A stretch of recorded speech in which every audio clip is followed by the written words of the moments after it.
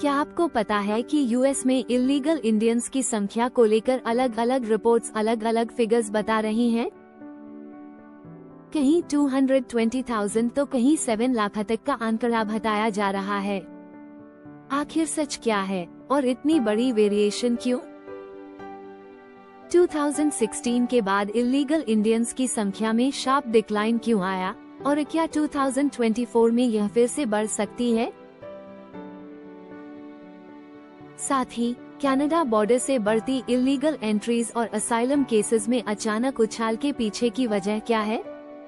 हाल ही में आई Johns Hopkins institute की report के मुताबिक यूएस में इल्लीगल तरीके से रहने वाले इंडियंस की संख्या को लेकर अलग अलग सोर्सेज अलग अलग फिगर्स बता रहे हैं। Department of homeland security (DHS) के डेटा के अनुसार लगभग 2,20,000 इंडियंस अनऑथराइज्ड तरीके से यूएस में रह रहे हैं, जबकि प्यू रिसर्च सेंटर का डेटा इस संख्या को 7 लाख तक बताता है। इस तरह के डेटा वेरिएशंस की वजह से किसी एक एग्जैक्ट नंबर को कॉन्फिडेंटली कंफर्म करना मुश्किल हो जाता है। इसका एक बड़ा कारण ये भी है कि अनडॉक्यूमेंटेड इमिग्रेंट्स की सही गिनती करना आसान नहीं होता, क्योंकि बहुत से लोग अपनी इल्लीगल स्टेटस छुपाने की कोशिश करते हैं। एक और इम्पोर्टेंट फैक्टर ये है कि पिछले कुछ सालों में यूएस इमिग्रेशन पॉलिसीज में काफी बदलाव हुए हैं, जिससे इंडियन इल्लीगल इमिग्रेंट्स की संख्या कभी बढ़ती तो कभी घटती नजर आती है। कई इंडियंस वीजा ओवरस्टे की वजह से इल्लीगल हो जाते हैं, जबकि कुछ लोग बॉर्डर क्रॉसिंग के जरिए बिना प्रॉपर डॉक्यूमेंट्स के यूएस में एंट्री लेते हैं। डिपोर्टेशन पॉलिसीज भी समय समय पर चेंज होती रहती हैं, जिससे यह अंदाजा लगाना मुश्किल हो जाता है कि कितने लोगों को आगे जाकर डिपोर्ट किया जाएगा। हालांकि एक बात तो क्लियर है कि यूएस में इल्लीगल तरीके से रह रहे इंडियंस की संख्या काफी सिग्निफिकेंट है और आने वाले समय में यूएस गवर्नमेंट की पॉलिसीज पर डिपेंड करेगा कि इन लोगों का फ्यूचर क्या होगा। खासतौर पर अगर इमिग्रेशन लॉज और डिपोर्टेशन रूल्स और स्ट्रिक्ट होते हैं तो अधिक इंडियंस को वापस भेजे जाने की संभावना बढ़ सकती है। 2016 के बाद इल्लीगल इंडियन इमिग्रेंट्स की संख्या में कमी। जॉन्स हॉपकिंस इंस्टीट्यूट की रिपोर्ट के अनुसार 1990 से 2016 तक यूएस में इल्लीगल इंडियंस की संख्या लगातार बढ़ती रही, लेकिन 2016 के बाद इसमें शार्प डिक्लाइन देखने को मिला। DHS के डेटा के मुताबिक 2016 में करीब 560,000 अनऑथराइज्ड इंडियंस यूएस में थे, लेकिन 2022 तक ये संख्या घटकर 220,000 रह गई। यह बदलाव काफी बड़ा था और इसके पीछे कई मेजर रीजंस माने जा रहे हैं। इल्लीगल इंडियन इमिग्रेंट्स की संख्या में गिरावट क्यों आई? कई इंडियंस ने इस दौरान ग्रीन कार्ड, सिटीजनशिप या वर्क वीजा हासिल कर लिया, जिससे उनकी इल्लीगल स्टेटस खत्म हो गई। बहुत से लोग जो पहले अनडॉक्यूमेंटेड इमिग्रेंट्स थे, वे एम्प्लॉयमेंट बेस्ड वीजास या फैमिली स्पॉन्सरशिप के जरिए लीगल हो गए। पैंडेमिक के दौरान बहुत से इंडियंस ने खुद ही यूएस छोड़कर भारत वापस जाने का फैसला किया। लॉकडाउन्स, जॉब लॉसेस और अनसर्टेन फ्यूचर की वजह से बहुत से लोगों के लिए यूएस में इल्लीगल तरीके से रहना मुश्किल हो गया और वे वॉलंटरली वापस लौट आए। 2016 के बाद ट्रम्प एडमिनिस्ट्रेशन ने इमिग्रेशन पॉलिसीज को काफी स्ट्रिक्ट कर दिया। डिपोर्टेशंस बढ़ गईं। वीजा ओवरस्टे के मामलों पर कड़ी नजर रखी गई और बॉर्डर सिक्योरिटी को मजबूत किया गया। इस वजह से कई इल्लीगल इंडियंस या तो डिपोर्ट हो गए या उन्होंने खुद ही यूएस छोड़ने का फैसला कर लिया। हालांकि ये डिक्लाइन का ट्रेंड अभी भी जारी रहेगा या नहीं, यह पूरी तरह से यूएस गवर्नमेंट की फ्यूचर इमिग्रेशन पॉलिसीज पर डिपेंड करेगा। अगर रूल्स और ज्यादा टाइटन होते हैं तो इलीगल इंडियंस की संख्या और कम हो सकती है, लेकिन अगर कुछ रिलैक्सेशंस मिलते हैं तो ये फिर से बढ़ भी सकती है। यूएस में इलीगल एंट्री के लिए दो मेजर बॉर्डर्स सबसे ज्यादा इस्तेमाल किए जाते हैं, सदर्न बॉर्डर मेक्सिको बॉर्डर और नॉर्दर्न बॉर्डर कनाडा बॉर्डर। 2020 तक ज्यादातर इलीगल इमिग्रेंट्स मेक्सिको बॉर्डर के जरिए अनऑथराइज्ड एंट्री कर रहे थे, लेकिन 2023 और 2024 में कनाडा बॉर्डर ज्यादा पॉपुलर हो गया। अब कई इंडियंस इस रास्ते का इस्तेमाल कर रहे हैं क्योंकि इसे लो रिस्क एंट्री पॉइंट माना जाता था। एक बड़ा कारण ये है कि कनाडा का विजिटर वीजा जल्दी अप्रूव हो जाता है।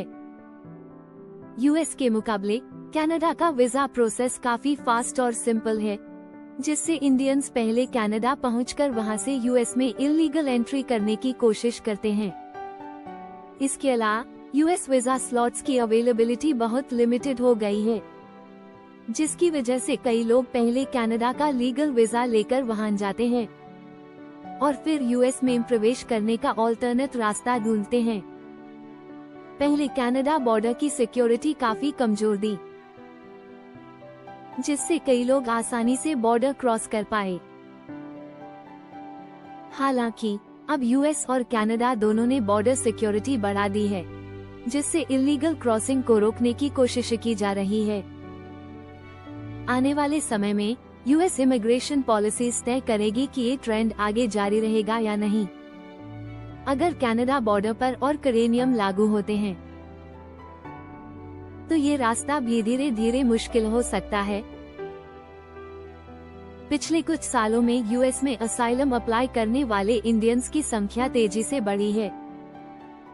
जहां 2021 में सिर्फ 5000 इंडियंस ने असाइलम के लिए अप्लाई किया था, वहीं 2023 में ये संख्या 10 गुना बढ़कर 51,000 हो गई। यह दिखाता है कि कई लोग अब इलीगल तरीके से यूएस में रहने की बजाय असाइलम का रास्ता अपना रहे हैं। खासतौर पर पंजाब, हरियाणा और गुजरात के लोग असाइलम अप्लाई करने वालों में सबसे आगे हैं, क्योंकि इन राज्यों में कई लोग पॉलिटिकल परसिक्यूशन, इकोनॉमिक हार्डशिप्स और अन्य इश्यूज के कारण यूएस में बसने की कोशिश कर रहे हैं। जॉन्स हॉपकिंस की रिपोर्ट के मुताबिक कई इंडियंस के असाइलम क्लेम्स अप्रूव्ड भी हुए हैं। यह इस बात का संकेत है कि सभी केसेस फेक नहीं थे और कुछ जेन्युइन केसेस को यूएस गवर्नमेंट ने कंसिडर किया और रहने की परमिशन दी। हालांकि कई लोग फेक डॉक्यूमेंट और झूठे नैरेटिव्स का इस्तेमाल करके असाइलम हासिल करने की कोशिश भी कर रहे हैं, जिसके चलते यूएस इमिग्रेशन अथॉरिटीज अब और ज्यादा स्ट्रिक्ट हो गई हैं। यूएस में इंडियंस का डिपोर्टेशन कोई नया इशू नहीं है। 2009 से 2024 तक लगभग 16,000 इंडियंस को डिपोर्ट किया गया। अगर अलग अलग एडमिनिस्ट्रेशंस की बात करें तो हर साल अप्रॉक्स 750 इंडियंस डिपोर्ट किए जाते थे। यह संख्या बढ़कर 1500 पर ईयर हो गई, क्योंकि उस समय इमिग्रेशन पॉलिसीज काफी सख्त थी। इस साल 2300 इंडियंस को यूएस से वापस भेजा गया, जो अब तक का सबसे बड़ा नंबर था। अब सवाल ये है कि अगर ट्रम्प दोबारा सत्ता में आते हैं तो क्या यह संख्या और बढ़ सकती है? कई इमिग्रेशन एक्सपर्ट्स का मानना है कि ट्रम्प एडमिनिस्ट्रेशन के अगले टर्म में डिपोर्टेशन की संख्या और ज्यादा हो सकती है, क्योंकि उनकी स्ट्रिक्ट इमिग्रेशन पॉलिसीज पहले भी देखी जा चुकी हैं। क्या इतनी बड़ी संख्या में इंडियंस को डिपोर्ट करना पॉसिबल है? रिपोर्ट के मुताबिक चाहे अनऑथराइज्ड इंडियंस की संख्या 220,000 हो या 7 लाख, एक ही बार में इतने बड़े पैमाने पर डिपोर्टेशन करना प्रैक्टिकली पॉसिबल नहीं है। डिपोर्टेशन के लिए कई लीगल प्रोसेसेस और रिसोर्सेज की जरूरत होती है, और इतने मैसिव स्केल पर इसे शॉर्ट टाइम में एग्जीक्यूट करना काफी मुश्किल होगा।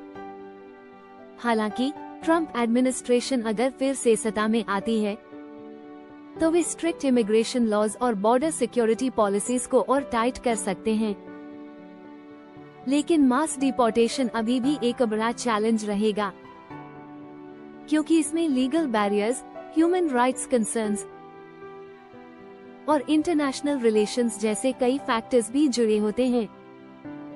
जॉन्स हॉपकिंस की यह रिपोर्ट इमिग्रेशन को लेकर एक क्लियर पिक्चर देती है। इस रिपोर्ट के अनुसार इलीगल इंडियन इमिग्रेंट्स की संख्या 2016 के बाद कम हुई है। कनाडा बॉर्डर से अब ज्यादा लोग यूएस में इलीगल एंट्री कर रहे हैं। असाइलम केसेस काफी बढ़े हैं, लेकिन कुछ केसेस जेन्युइन भी साबित हुए हैं। डिपोर्टेशन संभव है, लेकिन इतने बड़े स्केल पर एक ही बार में नहीं हो सकता। यूएस में इमिग्रेशन पॉलिसीज लगातार बदल रही हैं, और आने वाले समय में यूएस गवर्नमेंट की अगली स्ट्रैटेजीज तय करेगी कि इंडियन इमिग्रेंट्स का फ्यूचर क्या होगा। अगर आप इस रिपोर्ट को प्रॉपर्ली पढ़ना चाहते हैं, तो इसका लिंक डिस्क्रिप्शन में दिया गया है। अगर आपको यह इन्फॉर्मेशन यूजफुल लगी हो, तो वीडियो को शेयर जरूर करें, ताकि सही जानकारी सभी तक पहुंचे। अगर आपके कोई सवाल हैं,